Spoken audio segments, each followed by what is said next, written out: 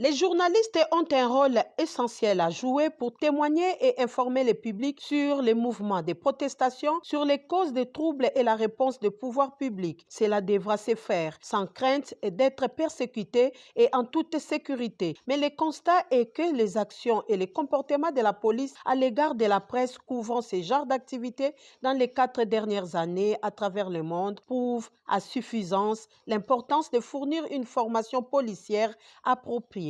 C'est dans ce cadre que l'UNESCO et ses partenaires ont initié des cours destinés aux officiers de la police, comme ce fut le cas dans beaucoup de pays du monde. C'est aussi dans cette perspective que l'UNESCO RDC a organisé ces 3 jours d'atelier sur la liberté de la presse face aux impératifs du maintien de l'ordre public. En tant qu'UNESCO, on est une agence spécialisée des Nations Unies avec des mandats de promouvoir la liberté d'expression et ses corollaires, notamment l'accès à l'information et la sécurité des journalistes.